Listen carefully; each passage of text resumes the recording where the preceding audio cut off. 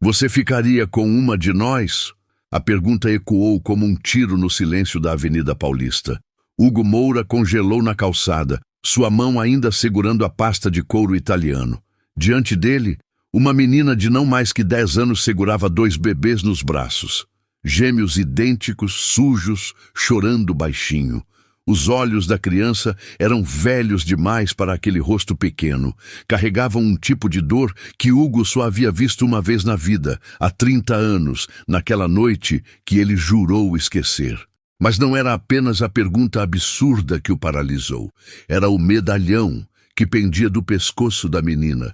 Um camafeu antigo de ouro branco com uma rosa gravada, idêntico ao que sua mãe usara até o dia de sua morte, 3 meses atrás. Idêntico ao segredo que ela levara para o túmulo, sussurrando apenas: "Perdoe-me, meu filho. Eu tive que escolher." "Senhor?" A voz da menina tremia. "Por favor, eu não aguento mais carregar os 2 sozinha." Hugo tinha 42 anos, comandava um império farmacêutico avaliado em bilhões. Já havia enfrentado adversários impiedosos nas salas de reunião. Mas naquele momento, sob o olhar desesperado daquela criança, sentiu-se completamente desarmado. Algo naqueles olhos verdes, tão verdes quanto os dele, mexia com uma memória enterrada, um fantasma que rondava seus sonhos. "O que você quer dizer com isso?" Ele se ajoelhou, ignorando os executivos que passavam apressados ao seu redor. "Onde estão seus pais?" A menina mordeu o lábio inferior, segurando os bebês com mais força. "Minha mãe, ela não está bem. E eu não posso mais. Eles têm fome. Eu tenho fome." Lágrimas começaram a descer por seu rosto sujo. "Você parece importante. Pensei que pudesse ajudar." Foi então que Hugo notou os hematomas nos braços finos da criança, as roupas rasgadas, os pés descalços no concreto frio de junho, e aquele medalhão, aquele maldito medalhão que parecia gritar segredos que ele não estava pronto para ouvir. "Como você se chama?" ele perguntou, sua voz mais suave do que pretendia. "Vitória, e eles são Cássio e Caleb." Ela ajeitou os bebês, que não deviam ter mais que 8 meses. "Senhor, eu sei que é estranho pedir isso, mas se o senhor pudesse ficar com um deles, ou com os 2, eu prometo que vou trabalhar quando crescer e devolver o dinheiro que gastar." A última pessoa que Hugo havia visto chorar daquela forma, com desespero, mas tentando manter a dignidade, fora ele mesmo no espelho aos 12 anos, quando descobriu que estava completamente sozinho no mundo. Ou pelo menos era o que pensava. "Vitória, olhe para mim." Ele esperou até que ela erguesse os olhos. "Ninguém vai ficar com ninguém, porque não vamos nos separar. Mas preciso entender o que está acontecendo. Pode me mostrar onde você mora?" A menina hesitou, mordendo o lábio com tanta força que Hugo temeu que sangrasse. Finalmente, ela assentiu. O trajeto de Uber até a Zona Leste levou 40 minutos que pareceram horas. Vitória segurava os bebês em silêncio, recusando-se a falar mais, apenas indicando o caminho com gestos. Hugo mandou mensagens para seu assistente, cancelando reuniões, empurrando compromissos. Algo maior estava acontecendo ali. Ele podia sentir nas entranhas, naquele instinto que o fizera um magnata antes dos 30. Quando finalmente pararam numa viela estreita em Itaquera, Hugo sentiu o estômago revirar. O barraco de madeira mal se sustentava, cercado por lixo e esgoto a céu aberto. Crianças brincavam descalças na lama. O cheiro era nauseante. "É ali." Vitória apontou para a construção mais precária de todas. "Mas minha mãe não está. Ela nunca está." Dentro, a realidade era pior. Não havia móveis, apenas uns colchões velhos no chão, restos de comida estragada, seringas, e nas paredes, rabiscos infantis de uma casa com uma família feliz, desenhos que partiam o coração. "Ela bate na gente quando está nervosa." A voz de Vitória era monocórdica, como se estivesse relatando o clima. "Ela diz que nunca deveria ter nos tido, que arruinamos a vida dela. Às vezes ela some por dias. Eu tento cuidar dos bebês, mas eles choram muito. e eu não tenho leite para dar. Hugo sentiu uma fúria antiga despertar em seu peito. A mesma que sentira quando, aos 12 anos, descobriu que sua mãe não era quem dizia ser. Quando descobriu que havia segredos, mentiras, escolhas que destruíram vidas. Vocês vão comigo, agora. Sua voz não admitia discussão. E não vão mais voltar para este lugar. Nunca mais. Vitória olhou para ele com uma mistura de medo e esperança tão intensa que Hugo precisou desviar o olhar. E minha mãe? O senhor não entende. Ela não é má. Ela está doente. Ele fez isso com ela. Quem? Jeremias, o pai dos gêmeos. A menina cuspiu o nome como veneno. Ele batia nela, fez ela usar aquelas coisas ruins, e quando ela disse que estava grávida, ele sumiu. Mas às vezes ele volta e é pior. Hugo pegou os bebês no colo. Estavam leves demais, desnutridos, precisando urgentemente de cuidados médicos. Vitória, confie em mim. Vamos cuidar de você, dos seus irmãos e da sua mãe. Mas primeiro, preciso saber. Ele tocou o medalhão no pescoço dela. Onde conseguiu isso? A menina segurou o colar com cuidado reverente. Minha mãe me deu. Disse que era da mãe dela, que morreu quando ela era pequena. É a única coisa de valor que temos. O coração de Hugo disparou. Não podia ser coincidência. Mas como? Por quê? Querido ouvinte, você está percebendo os mistérios se entrelaçando? O medalhão, o passado de Hugo, os segredos que sua mãe levou para o túmulo. Há algo muito maior acontecendo aqui. Fique comigo até o final, porque a revelação vai te surpreender. E se você está gostando desta história, deixe seu like, comente o que está fazendo nesse momento e se inscreva no canal para não perder nenhuma história emocionante. Na cobertura de Hugo nos jardins, Vitória e os gêmeos pareciam ter caído em outro planeta. A menina olhava ao redor com os olhos arregalados, sem saber onde pisar, como tocar. A governanta, Dona Glória, uma senhora de 60 anos que trabalhava com Hugo há uma década, entrou em ação imediatamente. Meu Deus do céu, Sr. Hugo, essas crianças estão desnutridas. Ela já estava pegando os bebês, checando temperatura, mandando preparar sopas leves. E esta menina precisa de um banho quente e roupas limpas urgentemente. Enquanto Dona Glória cuidava das crianças, Hugo fez ligações. Primeiro, para seu advogado particular, Augusto Medeiros, um homem que conhecia os atalhos legais como poucos. Depois, para Isadora Fonseca, a investigadora particular mais cara e discreta de São Paulo. Isadora, preciso de tudo sobre uma mulher. Nome completo ainda não tenho, mas ela tem 3 filhos, mora em Itaquera, é usuária de drogas, tem histórico de violência doméstica de um tal Jeremias. E preciso disso ontem. Hugo, você está metido em quê? Em algo que deveria ter sido resolvido há 30 anos. Ele desligou antes que ela pudesse perguntar mais. 3 horas depois, os bebês dormiam em berços improvisados, com roupas limpas e barrigas cheias. Vitória havia tomado banho e vestia um pijama que Dona Glória comprara às pressas na farmácia 24 horas. A menina estava sentada à mesa da cozinha, comendo macarrão com molho de tomate, como se fosse sua última refeição. Devagar, querida. Dona Glória acariciou seus cabelos ainda úmidos. Não vai faltar comida aqui. Vitória parou de comer e olhou para Hugo com aqueles olhos velhos demais. Por que está fazendo isso? O senhor não nos conhece. Hugo puxou uma cadeira e sentou-se ao lado dela. Porque ele hesitou. Como explicar algo que ele mesmo não entendia? Porque já fui como você, sozinho, assustado, e alguém me ajudou. É hora de devolver.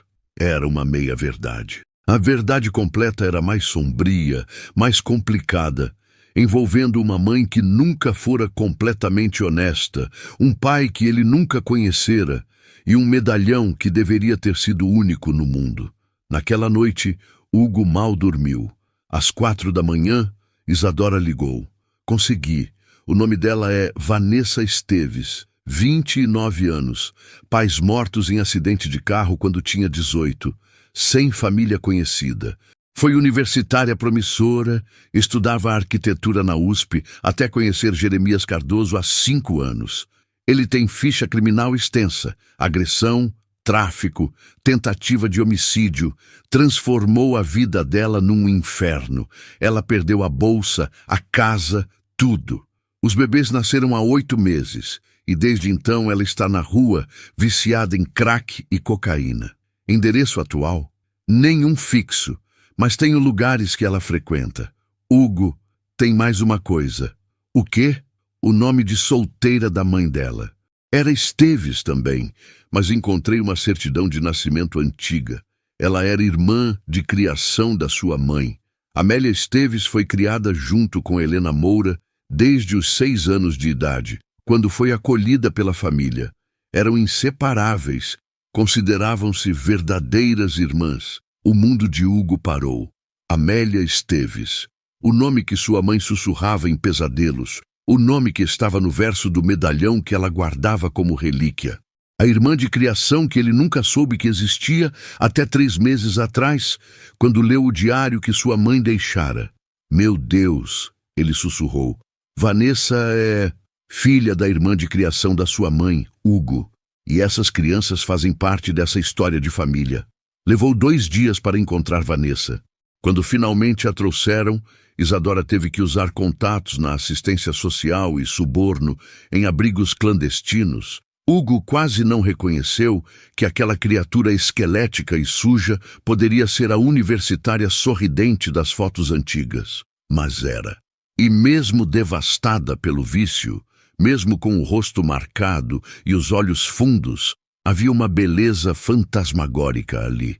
Os traços finos, os olhos verdes, os mesmos olhos que ele via no espelho, os mesmos que Vitória tinha. "Onde estão meus filhos?" Foram as primeiras palavras de Vanessa, ditas com uma voz rouca, mas feroz. "O que vocês fizeram com meus bebês? Eles estão seguros." Hugo manteve a voz calma, embora seu coração estivesse aos saltos. "Alimentados, limpos, seguros. Diferente de quando você os deixou sozinhos com uma criança de 10 anos em um barraco sem comida." Vanessa tentou se levantar, mas estava fraca demais. "Você não entende. Eu tentei. Eu juro que tentei, mas eu sei." E ele sabia, porque lera no diário de sua mãe como a irmã de criação dela, Amélia, havia sido levada embora quando eram crianças. Como as meninas foram separadas por alguns anos, porque a família de Helena não podia alimentar mais uma boca.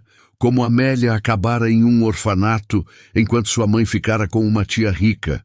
Como mais tarde, quando Helena estava melhor de vida, conseguiu trazer Amélia de volta e elas cresceram juntas como verdadeiras irmãs. Como sua mãe passara a vida inteira procurando por Amélia depois que se perderam de vista na vida adulta, até descobrir que ela morrera jovem, deixando uma filha. Uma filha que ela nunca conseguiu encontrar. Uma filha que agora estava diante de Hugo, destruída, mas viva. "Vanessa, meu nome é Hugo Moura. Sua mãe, Amélia, foi irmã de criação da minha mãe, Helena. Elas cresceram juntas, eram inseparáveis.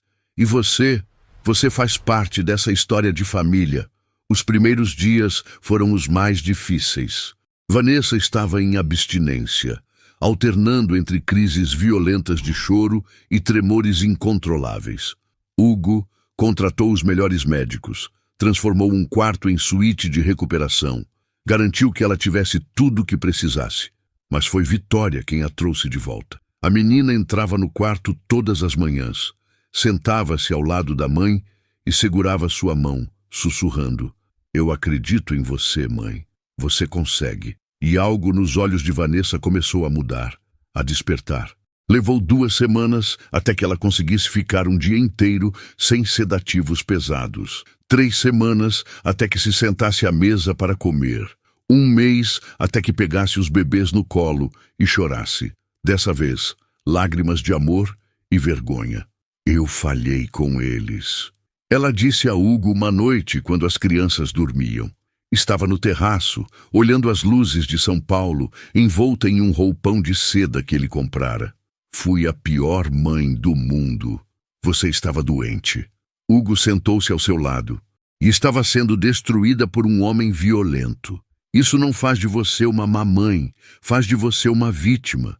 Vanessa riu sem humor. Vítima. Que palavra gentil para descrever uma viciada que abandonou os próprios filhos. Olhe para mim. Hugo esperou até que ela virasse aqueles olhos verdes assombrados em sua direção. Você não está mais sozinha. E suas crianças não vão crescer sem saber que são amadas. Eu garanto isso. Algo passou entre eles naquele momento. Não apenas o reconhecimento de uma conexão familiar, mas algo mais profundo. Uma compreensão de dor, de sobrevivência, de segundas chances. Por que está fazendo isso? Vanessa perguntou, sua voz quebrando. Por que um estranho milionário resgataria uma mulher como eu? Porque você não é uma estranha. Hugo tirou o medalhão do bolso, aquele que sua mãe usara, aquele que era irmão gêmeo do que Vanessa dera para Vitória. Porque sua mãe, Amélia, foi irmã de criação da minha mãe, Helena. Elas cresceram juntas, eram como verdadeiras irmãs. Porque fomos separados pelo destino, mas agora podemos ser a família que deveríamos ter sido sempre. Vanessa segurou o medalhão com mãos trêmulas, lágrimas escorrendo livremente. Minha mãe, ela falava de Helena. Dizia que tinha uma irmã do coração, mas disse que nunca conseguiu reencontrá-la depois que se perderam de vista, que procurou até o dia em que morreu. Sim, como minha mãe procurou por Amélia. Hugo sentiu suas próprias lágrimas, querendo escapar. Elas passaram a vida se buscando, e agora somos nós. Somos o final que elas mereciam, mas nunca tiveram. Naquela noite, Vanessa dormiu sem pesadelos pela primeira vez em anos. Nos meses seguintes, a transformação foi milagrosa. Vanessa ganhou peso, seus cabelos recuperaram o brilho, seus olhos voltaram a ter vida. Hugo a inscreveu em terapia intensiva, grupos de apoio, aulas de yoga. Comprou roupas elegantes, levou-a para restaurantes, tratou-a não como um projeto de caridade, mas como família. E em algum lugar entre as sessões de terapia e os jantares em família, entre os risos de Vitória e os primeiros passos dos gêmeos, algo impossível começou a florescer. Eu não mereço você, Vanessa disse uma tarde enquanto ajudava Dona Glória a preparar o jantar. Ela insistira em ajudar nas tarefas domésticas, dizendo que precisava se sentir útil, parte daquela casa. Hugo entrou na cozinha e a encontrou picando legumes, usando um avental tão diferente da mulher destruída que conhecera meses atrás. Ela estava linda, não apenas fisicamente, mas com uma luz interior que voltara aos poucos. Quem disse que você precisa merecer? Ele pegou uma cenoura e começou a ajudá-la. Família não é sobre merecer, Vanessa. É sobre pertencer. Ela parou de cortar e olhou para ele. Realmente olhou. E Hugo sentiu algo se mover em seu peito. Algo perigoso e maravilhoso ao mesmo tempo. Hugo, eu preciso te contar algo. Sua voz estava séria. Sobre o meu passado. Sobre como cheguei àquele lugar. Eles se sentaram no escritório depois que as crianças foram dormir. Vanessa segurava uma xícara de chá, suas mãos ainda tremendo levemente. Um resquício da abstinência que talvez nunca desaparecesse completamente. Quando conheci Jeremias, eu tinha 24 anos. Era ingênua, solitária desde que meus pais morreram. Ele era charmoso, atencioso, parecia tudo que eu precisava. Ela pausou, respirando fundo. Mas depois que moramos juntos, ele mudou.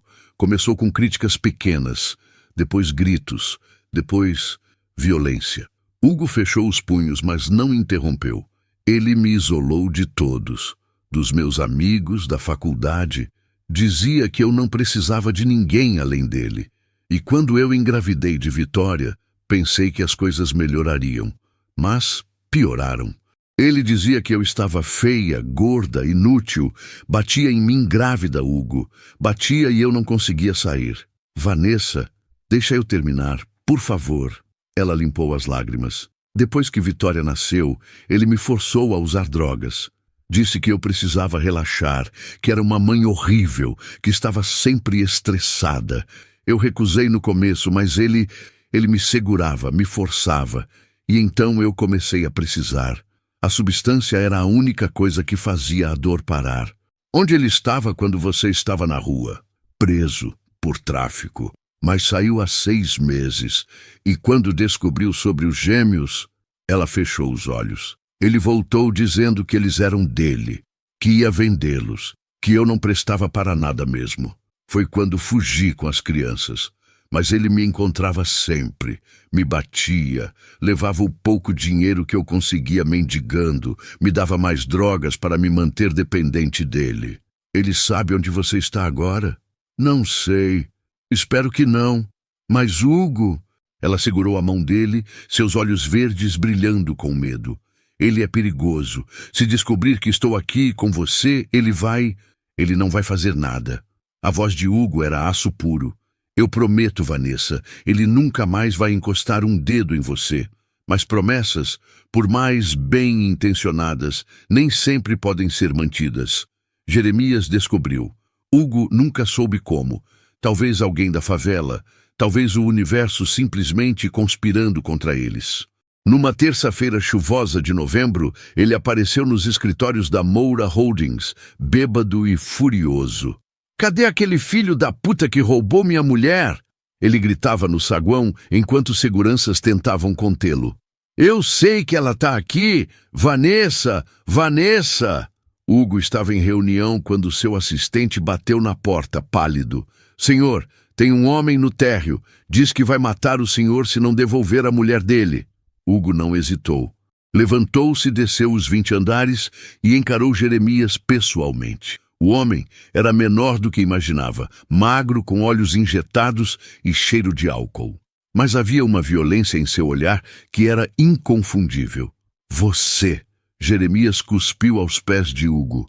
Seu ricaço filho da puta, acha que pode comprar tudo? Ela é minha. Ela não é de ninguém, Jeremias. É uma pessoa livre e você nunca mais vai chegar perto dela ou daquelas crianças. Vou matar você, vou matar todos vocês. Os seguranças já estavam chamando a polícia, mas Hugo tinha algo melhor. Nos meses desde que encontrara Vanessa, Isadora havia trabalhado incansavelmente. Reunira testemunhas, documentos médicos de Vanessa provando as agressões, vídeos de câmeras de segurança, gravações de ameaças. Jeremias Cardoso... A voz do delegado que chegara ecoou no saguão. Você está preso por violência doméstica, ameaça, tráfico de drogas e tentativa de extorsão. Enquanto levavam Jeremias algemado, gritando ameaças que se tornavam cada vez mais distantes, Hugo finalmente permitiu-se respirar. Acabou. Ele disse a Vanessa naquela noite, segurando-a enquanto ela tremia em seus braços. Ele não pode mais te machucar. Nunca mais. Como você pode ter certeza? Porque Augusto garantiu pelo menos 15 anos de prisão. E porque quando ele sair, você vai estar tão forte, tão protegida, que ele nunca mais vai conseguir te alcançar. Vanessa olhou para ele com aqueles olhos que Hugo aprendera a amar. Não apenas pela beleza, mas pela força que escondiam. Pela sobrevivência contra todas as probabilidades. Eu te amo, ela disse. Simples. Direto, verdadeiro. E Hugo, que passara 42 anos construindo muros ao redor de seu coração, sentiu cada pedra cair. Eu também te amo. Acho que desde o momento em que Vitória me mostrou aquele medalhão, e eu soube que você era parte de mim. Parte da família que eu nunca tive, mas sempre quis. O beijo foi inevitável.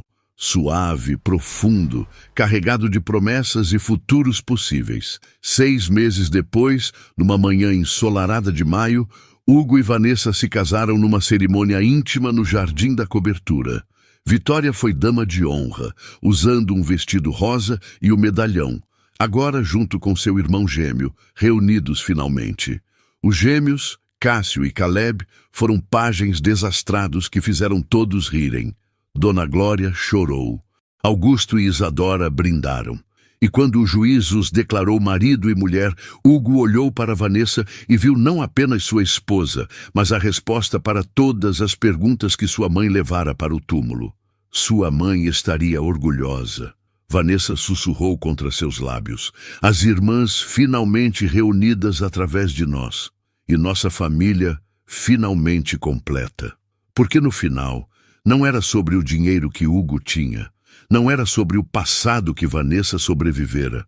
Era sobre 3 crianças que encontraram segurança, 2 corações partidos que encontraram cura, e 2 almas que descobriram que pertencer é a maior riqueza de todas. E naquela noite, quando Hugo segurou Vanessa em seus braços e ouviu os risos de Vitória brincando com os irmãos no quarto ao lado, ele finalmente entendeu o que sua mãe quisera dizer com: "Perdoe-me, meu filho. Eu tive que escolher." Ela escolhera viver com a dor da separação de sua irmã de criação para que ele pudesse ter uma vida melhor. E agora, décadas depois, o destino dera a ele a chance de fazer uma escolha diferente. Não de separação, mas de união. De transformar tragédia em triunfo, dor em amor, solidão em família. O medalhão, agora pendurado na parede do quarto deles, os 2 irmãos reunidos, brilhava à luz da lua. Testemunha silenciosa de que algumas histórias, por mais dolorosas que comecem, podem ter finais felizes, desde que tenhamos coragem de reescrever o roteiro. Querido ouvinte, você ficou comigo até o final desta jornada emocionante. Espero que esta história tenha tocado seu coração tanto quanto tocou o meu ao criá-la. Se você gostou, por favor, deixe seu like. Comente o que achou da revelação sobre o medalhão e a conexão entre as famílias. E não esqueça de se inscrever no canal para receber mais histórias que emocionam e transformam. Sua interação é o que mantém estas histórias vivas. Até a próxima. E que você também encontre suas próprias segundas chances na vida. Um abraço carinhoso.